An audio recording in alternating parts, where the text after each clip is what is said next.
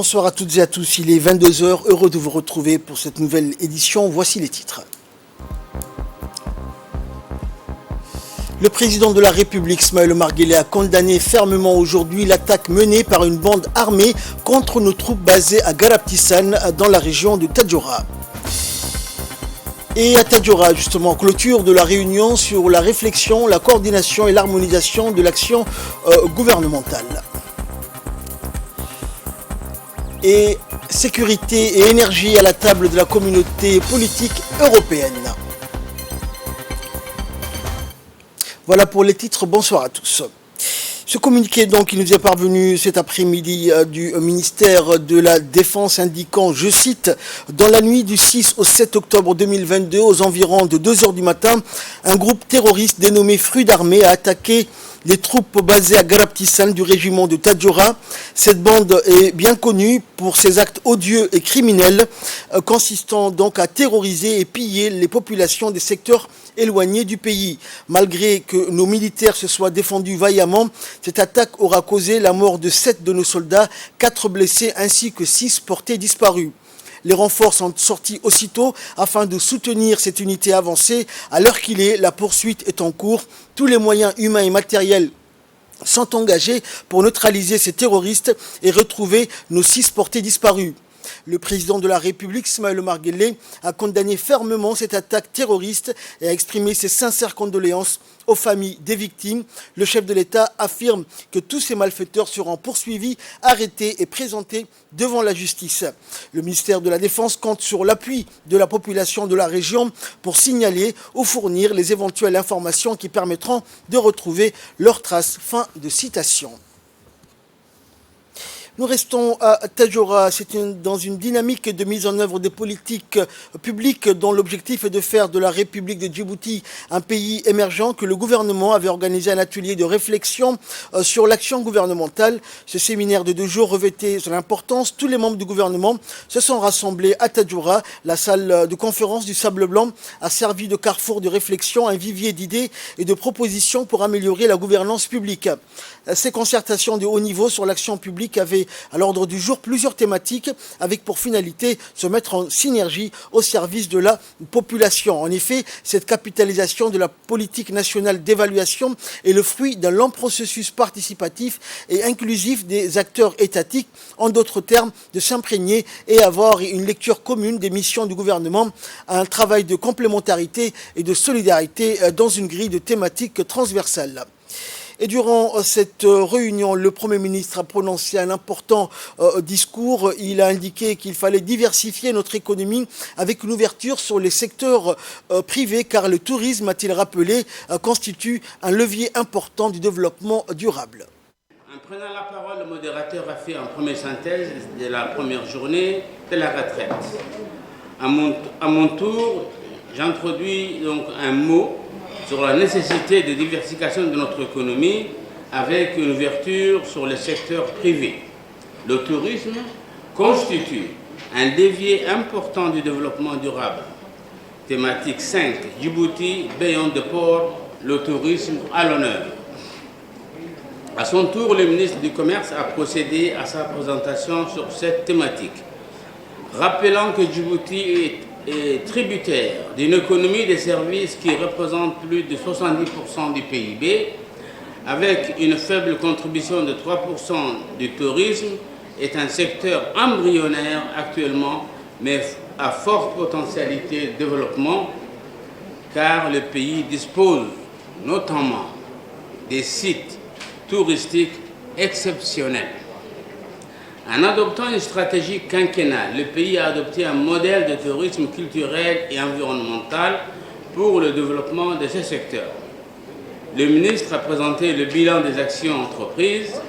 Il est enregistré des avances notables en termes de connectivité, à savoir la multiplicité des compagnies aériennes, le système de l'e-visa, la diminution du coût des visas, l'extension de l'aéroport international de Djibouti, l'expansion du parc hôtelier, le nombre de réservations d'hôtels et de l'augmentation de l'offre, la mise en place d'un nouveau cadre stratégique pour le développement durable du tourisme, la réforme institutionnelle, la création des zones portuaires et de développement touristique, la mobilisation des financements pour les investissements productifs, la mise en place d'une politique d'accompagnement, l'appui et la professionnalisation des métiers du tourisme.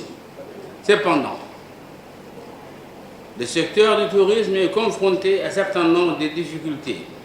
Sites touristiques uniques en danger et traditions vivantes sous-exploitées. Besoin d'une exploitation commerciale, responsable et équitable des ressources et des traditions. Zones touristiques à aménager ou à réhabiliter. Offres non structurées. Compétences et ressources limitées. Nombre d'emplois faibles. Pour cela, il faudrait relever certains défis dans les années à venir. Structuration de l'offre. Renforcement et création d'associations sectorielles. Développement de nouveaux produits. Accompagnement des porteurs de projets, aménagement et valorisation des zones touristiques prioritaires, renforcement des compétences, développement des infrastructures de base, mobilisation des investissements productifs, mobilisation des projets touristiques, débat et échange des différents intervenants.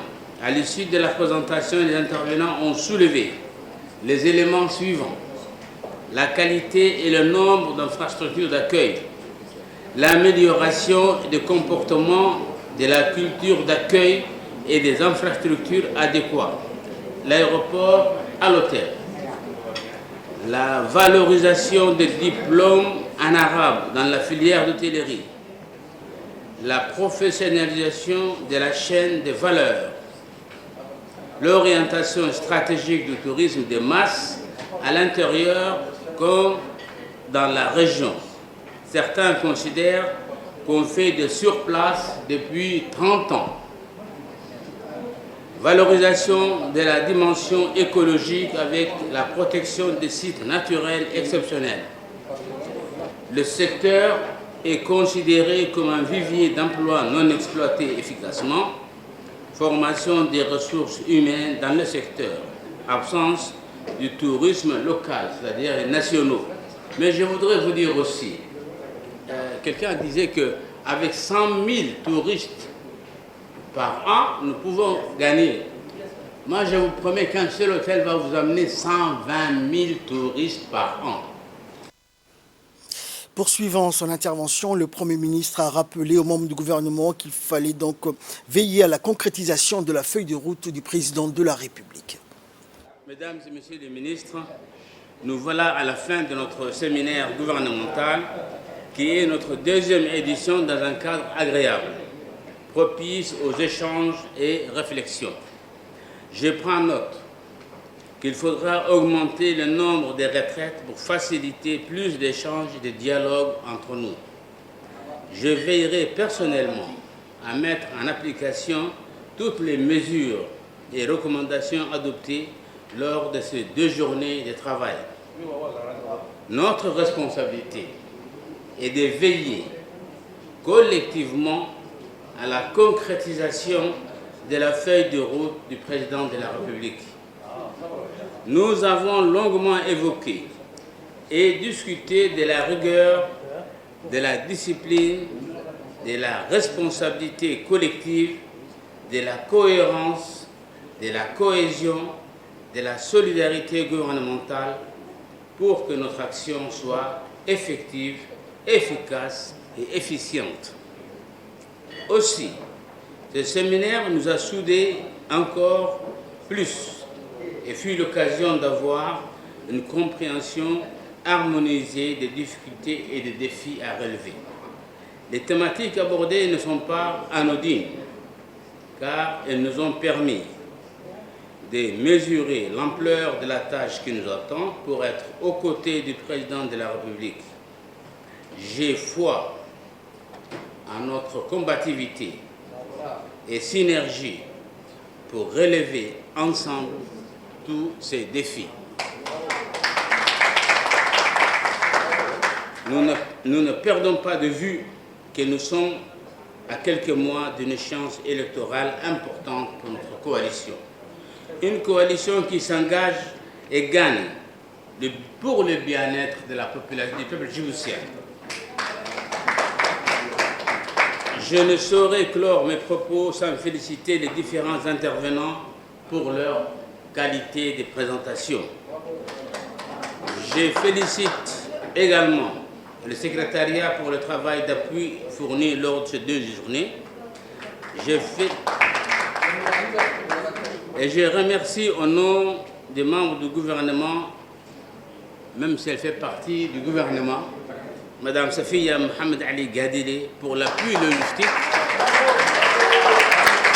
Et enfin, la gérante des Sables Blancs, Madame Hawa Omar Hussein,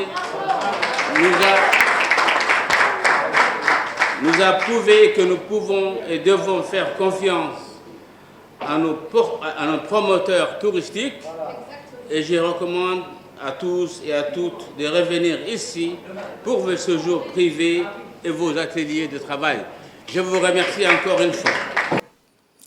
Et dans le dossier de cette édition, nous allons revenir donc sur la définition même de l'action gouvernementale. Cette réunion qui a permis donc de faire une évaluation de l'action publique et qui a permis aux membres du gouvernement de s'immerger dans les plans d'action de chaque département ministériel. Regardez. Dans chaque pays, toute évolution de politique nécessite un minimum de consensus social et une compréhension dans chaque action entreprise. Pour cela, les gouvernements de tous les pays qui sont aux commandes doivent synchroniser leurs actions, dans l'objectif même de la retraite gouvernementale qui vient de se tenir à Tadjoura. Il s'agit là d'une réunion exceptionnelle qui se tient en début de rentrée politique et de raccorder les violents, autrement dit, donner une synergie commune à la politique publique. Cette réunion qui permet de faire une évaluation de l'action publique permet aux membres du gouvernement de s'immerger dans les plans d'action de chaque département ministériel. Ainsi, cette prise de connaissance de mieux coordonner et de synchroniser les actions de l'ensemble des départements ministériels. En somme, c'est un carrefour de réflexion, de débat et de propositions pour améliorer la gouvernance afin de mieux optimiser les politiques publiques. Cette réunion présidée par le Premier ministre de tirer une synthèse et de prioriser les actions de chacun. Cette capitalisation de la politique nationale d'évaluation est le fruit d'un long processus participatif et inclusif des acteurs étatiques. Si l'on peut retenir quelque chose de cette retraite gouvernementale, c'est qu'on peut dire que celle-ci vise à contribuer à la promotion d'une bonne gouvernance, en développement de la culture et à la pratique de l'évaluation de tous les niveaux, dans tous les domaines, avec un objectif principal, celui de créer une cohésion de l'exécutif aux commandes de ce pays. Dans le reste de l'actualité, le centre logistique du PAM, le programme alimentaire mondial situé au PK20, a abrité hier une importante cérémonie de dons alimentaires composée de 61 mégatonnes de dattes offertes par le Royaume d'Arabie Saoudite à travers le centre d'aide humanitaire et de secours du roi Salman. Cette donation s'inscrit dans le cadre des actions de solidarité du Royaume d'Arabie Saoudite qui octroie régulièrement des dattes et autres produits de première nécessité au profit des populations affectées par les sécheresses récurrentes et les crises climatiques. Cette cérémonie de remise de dons a vu la participation de l'ambassadeur du Royaume d'Arabie Saoudite à Djibouti, du représentant du centre d'aide humanitaire, de la représentante du PAM à Djibouti, du secrétaire exécutif de l'ONARS et du conseiller principal du ministère des Affaires sociales et de solidarité. La cérémonie a été clôturée par une signature d'accord entre le représentant du centre d'aide humanitaire et la représentante du PAM dans le but de contribuer à couvrir les besoins humanitaires des personnes touchées par la sécheresse. C'est pour moi un immense plaisir et un privilège de vous recevoir dans notre base logistique humanitaire pour la cérémonie de réception des dates du Royaume d'Arabie Saoudite. Mesdames et messieurs, la République de Djibouti a lancé une alerte à la sécheresse en février 2022 et un appel à la solidarité nationale a été laissé par le président de la République, son Excellence M. Ismaël Omar Guelleh, le 10 mars 2022. À la suite de ces appels et sous la leadership du Bureau de coordination, les agences du système des Nations Unies présentes en République de Djibouti n'ont pas ménagé leurs efforts pour mobiliser les ressources et moyens nécessaires pour venir en aide aux populations les plus touchées par les sécheresses. Écoutons à présent l'intervention du conseiller principal du ministère des Affaires sociales et de Solidarité. C'est pour moi un honneur d'être ici au sein du centre logistique du PAM afin de réceptionner un don alimentaire du Royaume-Uni. Cette donation s'inscrivant dans le cadre de la réponse à la sécheresse et à l'assistance aux réfugiés. Je voudrais à l'entame de mon intervention remercier au nom du gouvernement ce pays frère et ami qu'est le Royaume d'Arabie Saoudite, qui a toujours été et qui a toujours œuvré au plein développement de notre pays. Nos remerciements vont également à l'ONARS, mais également aux partenaires des systèmes des Nations Unies, et en particulier à notre partenaire particulier qu'est le PAM, qui nous accompagne au quotidien dans la mise en œuvre de nos programmes sociaux. Ces événements ont eu pour effet d'inhiber les avancées réalisées en matière de protection sociale et ont contribué à dégrader les conditions de vie de nos concitoyens, notamment les plus vulnérables. Face à cette situation d'urgence, le gouvernement et à sa tête le président de la République, son Excellence Ismaël Omar Guelleh, s'est rapidement mobilisé afin d'apporter des réponses et soulager nos populations des effets de ces chocs concomitants. À cet effet, le ministère des Affaires sociales et des Solidarités a très tôt apporté les premières aides d'urgence, notamment pour les populations des régions de l'intérieur, plus que jamais exposées aux effets de la sécheresse et de l'inflation des prix des denrées de première nécessité. Et de son côté, le secrétaire exécutif de l'ONARS n'a pas manqué de souligner l'urgence d'apporter une aide sociale aux ménages et populations impactées par la sécheresse. On l'écoute. Je suis heureux de vous retrouver à la place humanitaire régionale du PAM à l'occasion de la réception de 61 métriques de tonnes de dates destinées aux réfugiés et aux populations vulnérables. Permettez-moi d'exprimer mes sincères et chaleureux remerciements à nos précieux donataires ici présents, je nomme la Fondation King Suleiman pour l'assistance humanitaire. Cette aide s'inscrit dans le cadre des actions de solidarité des royaumes d'Arabie Saoudite qui nous octroient régulièrement des dates et autres denrées de première nécessité au profit des populations affectées par la sécheresse récurrente et les crises climatiques. À ce titre, j'aimerais rendre un hommage appuyé à nos généreux donateurs qui sont investis d'une mission très importante dans l'opération d'assistance aux réfugiés yéménites dans le site de Markazi à Obok. La Fondation de King Suleiman pour l'assistance humanitaire a entièrement reconstruit le site des réfugiés de Markazi qui est doté d'installations en préfabriqué avec une mosquée, un RDG, un dispensaire entièrement équipé. Ce don alimentaire est désormais sous la responsabilité du PAM, partenaire de choix dans l'assistance alimentaire. Le PAM intervient à nos côtés à la sécurité alimentaire des réfugiés et des populations vulnérables dans l'ensemble du pays. Éducation à présent, les écoles arabophones de Djibouti ont toujours utilisé des manuels provenant des pays frères, notamment l'Arabie Saoudite et le Yémen. Les élèves djiboutiens sortant de ces écoles n'avaient pas les mêmes compétences culturelles ni le même profil de sortie que ceux sortant des écoles publiques. C'est dans cette optique que le ministère de l'Éducation nationale et de la formation professionnelle a décidé il y a 2 ans de reformer les écoles arabophones de Djibouti. Désormais, ces établissements sont soumis au respect des programmes officiels d'enseignement et aux mêmes critères d'encadrement, de suivi et d'évaluation que les écoles publiques. C'est donc dans ce cadre-là que s'inscrivent ces formations qui se dérouleront sur 2 jours et qui permettront aux enseignants exerçant dans les écoles arabophones d'acquérir les savoirs théoriques et pratiques nécessaires pour une meilleure mise en œuvre des nouveaux programmes. Ces enseignants bénéficieront également de formations continues tout au long de l'année scolaire afin de consolider leurs acquis.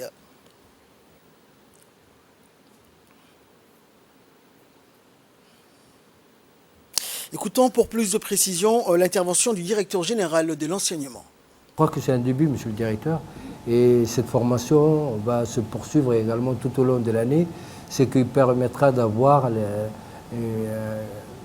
même formation pour tous les intervenants dans les écoles privées. Et donc, je crois que c'est à encourager et à suivre cette initiative qui vient de la direction des écoles privées. Et donc, nous encourageons les enseignants également à suivre cette formation pour que nos élèves aient le même apprentissage et le même profil de sortie lorsqu'ils seront dans les universités à l'étranger. Il faut que ces élèves-là aient les mêmes références des Djiboutiens qui ont suivi le même programme en arabe. Actualité internationale à présent, sécurité et énergie à la table de la communauté politique européenne. Pas moins de 44 dirigeants européens se sont retrouvés à Prague pour lancer la communauté politique européenne. Ce nouveau format de dialogue rassemble les États membres de l'Union européenne, les candidats à l'adhésion, ceux qui appartiennent à l'OTAN et ceux qui aspirent à rejoindre l'Alliance. Tous veulent évoquer l'avenir du continent avec une attention particulière sur la sécurité. La Russie et le Bélarus étaient donc les deux grands absents. Toutefois, la guerre en Ukraine s'est invitée lors de cette rencontre avec l'intervention vidéo du président ukrainien. L'approvisionnement énergétique était l'autre sujet phare de ce rendez-vous. Face à la flambée des prix, le principal fournisseur européen, la Norvège, a promis d'œuvrer à la stabilisation des marchés. La première ministre britannique avait fait le déplacement pour relancer les liens avec le continent. Liz Truss a rapidement précisé que ce format n'était pas une alternative à l'Union européenne, mais une occasion de s'impliquer dans les discussions. Nous finissons en sport. Le champion olympique Mo Farah vise un retour à la course en avril prochain. Le quadruple champion olympique britannique Mo Farah vise le mois d'avril pour son grand retour. Quelques jours après le marathon de Londres pour lequel il a déclaré forfait pour cause de blessure, l'athlète de 39 ans affirme que son objectif est toujours de remporter un autre marathon après celui de Chicago en 2018. Le spécialiste des courses de fond et de demi-fond ne semble pas vouloir abandonner ses ambitions sur route. Il a même avoué courir plus qu'il y a 20 ans, soit entre 195 et 202 km par semaine. À Doha, il est aussi revenu sur les raisons de son retrait de la course londonienne du 2 octobre dernier. Enfin, soulignant qu'il ne prendrait pas de décision irréfléchie concernant sa reprise de la course, le sextuple champion du monde a annoncé qu'il comptait s'entraîner en Éthiopie à partir du mois de janvier pour 3 mois. Fin de ce journal, merci de l'avoir suivi. Excellent week-end sur Télé Djibouti.